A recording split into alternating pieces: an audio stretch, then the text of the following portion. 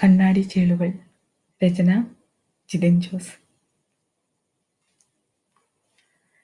Railway സ്റ്റേഷന് മുന്നിലുള്ള bus സ്റ്റോപ്പിലേക്ക് അവൻ ഓടിയെത്തിയപ്പോഴേക്കും ആളെ കുത്തിനിറച്ച ആ KSRTC ബസ് നീങ്ങിത്തുടങ്ങിയിരുന്നു.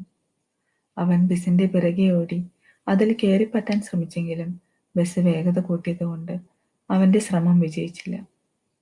തോളത്ത് കിടന്ന ഭാരമുള്ള ബാഗുമായി അവൻ ആ പാതിരാത്രി വിജനമായ ബസ് സ്റ്റോപ്പിൽ ഒറ്റപ്പെട്ടു നിന്നു. ട്രെയിൻ ലേറ്റായപ്പോൾ തോന്നിയതാ നാട്ടിലേക്കുള്ള ലാസ്റ്റ് ബസ് മിസ്സാകുമെന്ന്. ഇനി പാതിരാത്രി ബസ് ഒന്നും കിട്ടില്ല എന്നുറപ്പാ. ഈ ബസ് സ്റ്റോപ്പിൽ നോക്കി നിന്നിട്ട് ഒരു കാര്യവുമില്ല. ഏതെങ്കിലും വണ്ടിക്ക് കൈ കാണിച്ച് ബസ് സ്റ്റാൻഡിൽ എത്തിപ്പെടണം. അവിടെ ഇരുന്ന് നേരം വെളുപ്പിച്ചിട്ട് രാവിലത്തെ ഫസ്റ്റ് ബസ്സിന് തന്നെ പോകാമെന്ന് മനസ്സിൽ ഉറപ്പിച്ചു. അവൻ മുന്നിലൂടെ പോയ ഓരോ വണ്ടിയുടെ നേരെയും വലിയ പ്രതീക്ഷയോടെ കൈ കാണിച്ചു. പക്ഷെ ആരും നിർത്തിയില്ല. കുറെ നേരം നോക്കിയിട്ടും ഒരു വണ്ടിയും നിർത്താത്തത് കൊണ്ട് അല്പം മടിയോടെയാണ് ആ ചെറിയ ചുവന്ന കാറിന് നേരെ കൈ കാണിച്ചത്. പക്ഷെ അവനെ ഞെട്ടിച്ചുകൊണ്ട് ആ കാർ അല്പം നീക്കി നിർത്തി.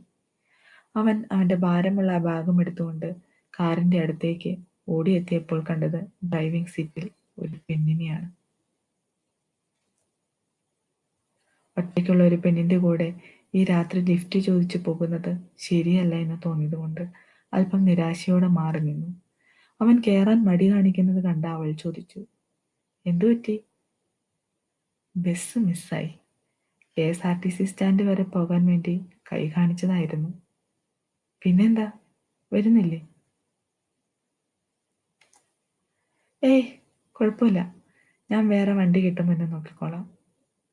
അതിനിപ്പോൾ എന്താ, താൻ വാ, ഞാൻ ഡ്രോപ്പ് ചെയ്യാം.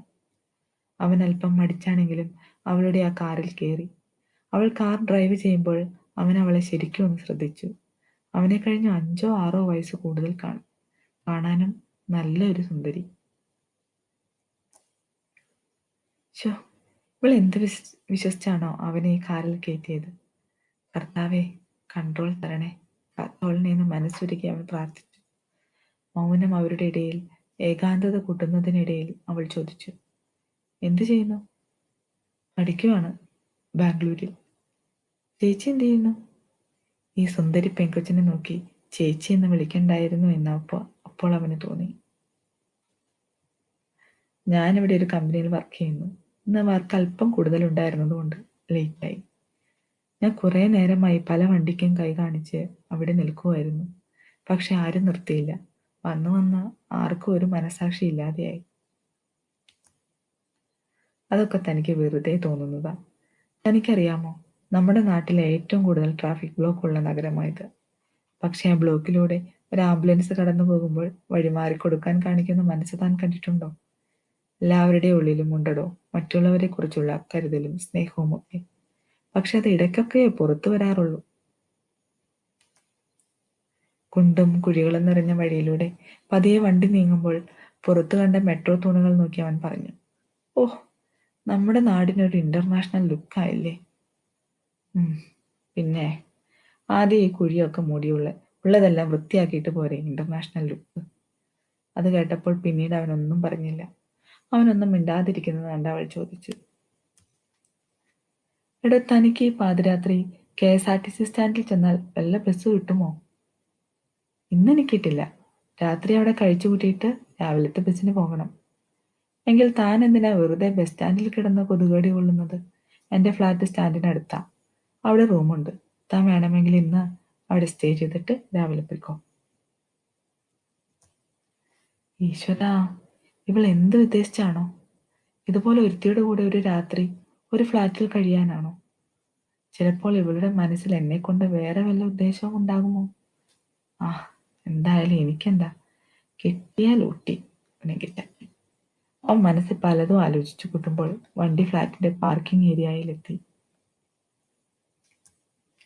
എടോ, തനിക്ക് സ്റ്റാൻഡിൽ പോയി കിടന്നത് കൊതുകുകളി കൊള്ളണമെങ്കിൽ ദാ അവിടെയാ സ്റ്റാൻഡ്.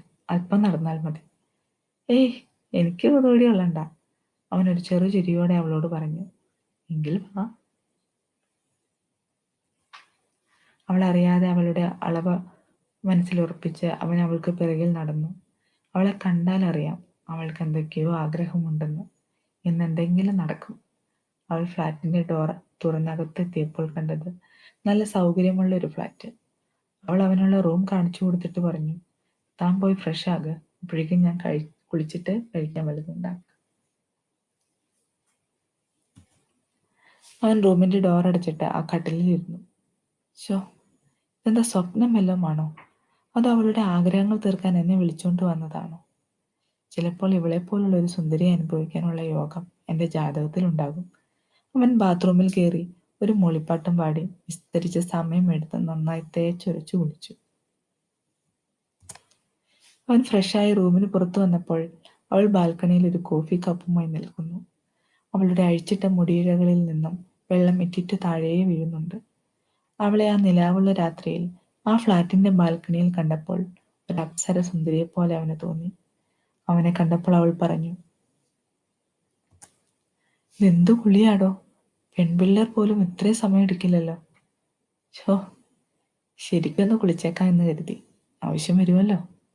അവൻ അർത്ഥം വെച്ച് പറഞ്ഞു. അത് കേട്ട് അവൾ ചെറുതായി ഒന്ന് ചിരിച്ചിട്ട് പറഞ്ഞു, ഫുഡ് ടേബിളിൽ എടുത്ത് വെച്ചിട്ടുണ്ട്, കഴിച്ചിട്ട് വാ. അവൻ സമയം കളയാതെ ആർത്തിയോടെയെല്ലാം വെട്ടി വിഴുങ്ങിയിട്ട് അവളുടെ അടുത്തെത്തി.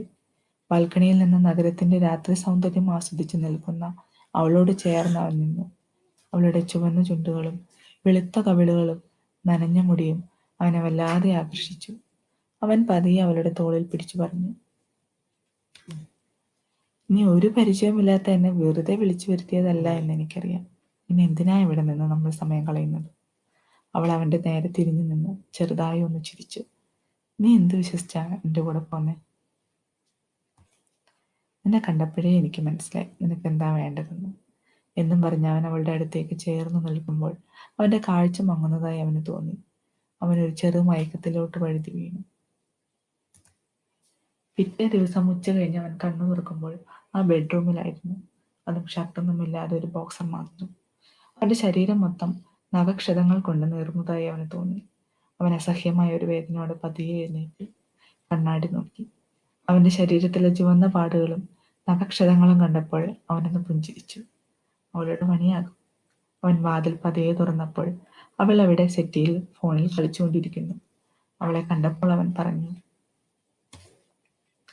ഷോ, എന്നെ പണിയാ കാണിച്ചേ? എനിക്കൊന്നും ഓർമ്മ കിട്ടുന്നില്ലല്ലോ. അവൾ അവനെ നോക്കി ചിരിച്ചു. എനിക്കിങ്ങനെ ബോധം കെടുത്തിയിട്ട് കട്ടിടിക്കുന്നതാ ഇഷ്ടം. വല്ലാത്ത ചതിയായി പോയിട്ടോ. എനിക്കാണെങ്കിൽ കൊതി ഒട്ടും മാറിയിട്ടില്ല. പേടിക്കണ്ട, ഇനി ബോധം കെടുത്താതെയാകാമല്ലോ എന്നും പറഞ്ഞ് അവൾ അവനെ വശ്യമായൊരു കണ്ണോടെ നോക്കി.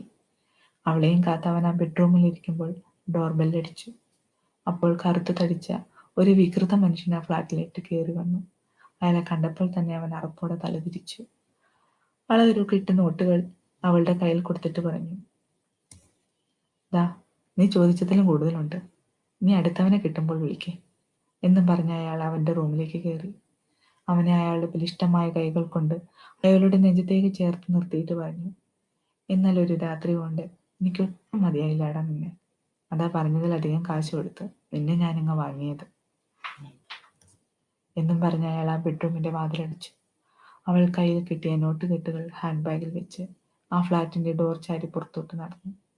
ഇതുവരെ പെണ്ണിനെ വിറ്റ് കാശാക്കിയവരെയെല്ലാം തോൽപ്പിക്കുന്ന ഒരു ചിരിയോടെ. പൊട്ടിച്ചിതറുന്ന പളുങ്കുപാത്രമോ ഉടയുന്ന കളിമണ്ണോ അല്ല പെണ്ണ്.